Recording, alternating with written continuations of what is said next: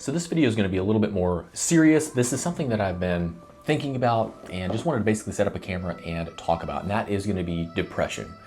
And the reason for that is I feel like everybody to a certain degree, myself included, deals with this. I think everybody that has walked the face of this earth at some point has dealt with depression, inadequacies.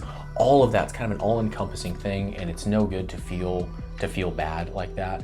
And so I want to go over some of the things that I've done in the past and currently and ongoing. And so I want to talk about that a little bit, as well as go over some of the things that I have done that I really do think help, and I want to share those with you. And so I think if this helps one person feel better, this video will be worth it. The first thing that I want to talk about is, first of all, you just need to sit back and realize that it's okay. Like, it's okay to not feel 100%. We're all gonna have our down days, whether that is just a day that you're not feeling quite yourself, or if it kind of spirals into full-blown depression, which has definitely happened to me in the past. And it's a vicious cycle. I know that all too well. It's very difficult, and you feel so alone. And it's something that just eats away at you, really. And you do feel very, very isolated. But the first thing is just realizing if you can identify what it is that is making you feel down. Also, if you can, and also realize that it is okay. I think a lot of times it's easy to push it down and act like everything's okay. And I think in the vast majority of cases, it is going to be something that is out of your control. I think that's what causes a lot of depression, is it's something that you have no control over, and it feels like a hopeless situation. And that could be, getting broken up with, getting cheated on, a family member dies, all of those tough situations that can really cause this. And there's nothing you can do about that for the most part, right? Most of those situations are completely outside your control. And it's the feeling of helplessness. And I wanted to get this video out because this is a joyous time. It's the holidays. We're getting together with family, friends, having good food. Most people are, but also I think it is a time when depression tends to run rampant if you don't necessarily have all of those things, or maybe your life isn't as full as you think it should be, or maybe it's not as full as it is on other people's social medias, and we'll get into that when we talk about the things that will really help with this. But that's why I wanted to bring this up a little bit. This is for a lot of folks when depression will kind of rear its ugly head. And so let's hop into some of the things that I've done that have really, really helped me. And this has been basically with trial and error. But the first thing, basically step 0, is just identifying that you're not feeling okay and giving yourself permission to sit in that for just a moment. And we're not gonna sit there forever, but we do need to identify it and not kind of put it off like, I'm okay, right? It's okay, say that you're not okay, at least to yourself. Like, it's okay to have that mental fortitude and stability to just go, you know what, I'm not feeling okay, and identify it, and don't try to push it down or ignore it. Just realize that, and once we identify it, from there, you can actually move forward in correcting it and mitigating it. Now, the next thing that has really helped me is working on yourself. And this could be going to the gym, building a better body, going and learning a new skill, anything like that, or a new hobby that you're doing, a new sport. Anytime that you're bettering yourself, improving yourself, and that could be, playing online chess and you're getting better at the sport. It could be playing a new physical sport, volleyball, pickleball, tennis, basketball, all of those. It could be learning a new skill as well. Anytime we're building ourselves up and you're seeing those incremental improvements, to me, it is always nice to be able to see that, and it definitely helps mitigate depression.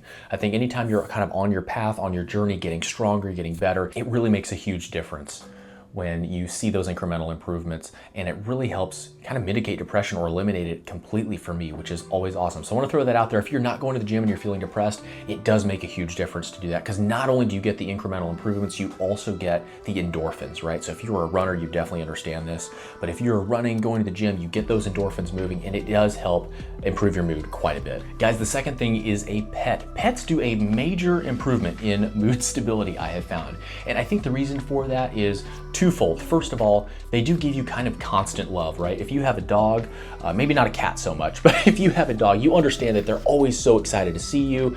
And this guy's pretty lovey-dovey for the most part as well. And the second thing is it really does take the focus off of you. You've got somebody else that you're taking care of, you're feeding, you're watering, all of that good stuff. And so it does take a little bit of the focus off of you, and you're able to put it on your pet, which is wonderful. And you do kind of receive that if you have a dog, maybe not a cat, that unconditional love as well. So if you don't have a pet, it does make a big difference. That's something that I've really found. And I think that's why so many people have dogs and cats now. It really does wonders for your mental stability, I have found.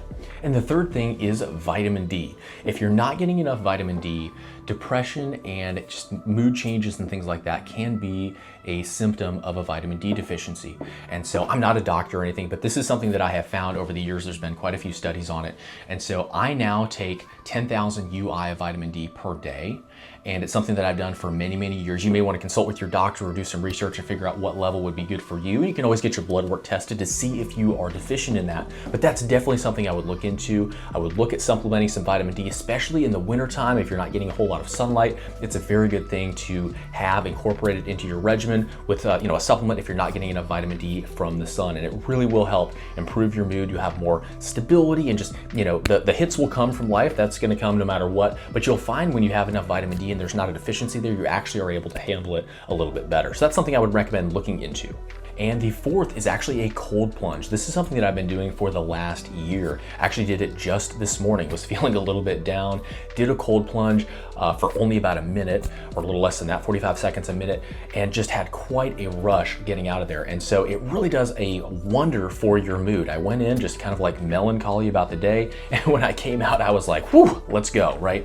And so a cold plunge really does that. Really will put kind of a fire under your saddle and get you going for the day. And so if you don't have a cold plunge, they're I say very inexpensive, but $50, $60, $70, something like that, which is a small price to pay for your mental health. And it has a lot of other physical benefits as well, but really your mental clarity, as well as following through with something that is difficult and inherently kind of painful or kind of difficult, kind of tough for your body, but being able to tell your mind to tell your body, we are going to do this, and following through with it is so powerful for so many different aspects in life, but it really does give you quite the mood boost as well. And the fifth thing that I've done that has made a wild difference is either removing completely or really minimizing the amount of social media that you consume. Now, YouTube is one of my guilty pleasures. I love it. I feel like there's so many good videos on there. Hopefully this is one of them that is helping you learn a new skill or imparting some knowledge there. There's also a lot of good entertainment on here as well. So I love YouTube.